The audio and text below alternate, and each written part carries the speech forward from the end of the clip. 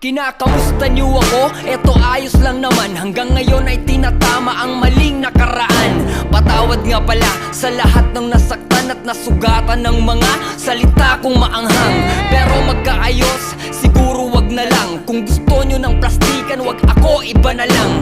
Ngayon binibigyan ng tiwala, bilang na lang. Malamang baka madali na naman ang alamang. Kaibigang tumalikod, tinuring na kapatid. Kinalimutang inalalayan ko siya sa pagtawid. Hindi mo dapat na gawin na sirain ng palihim ang taong nagturo sa'yo ng liwanag sa dilim. Kasama mo ng matagal, nagawa mong kagating. Ganun ang ahas pag gutom, kahit sino tutuklawin. At sa mga nagtsatsaga upang ako'y pabagsakin, bilib ako kahit papano, sinubukan nyo pa rin. Kaya tol, kumusta ka na dyan?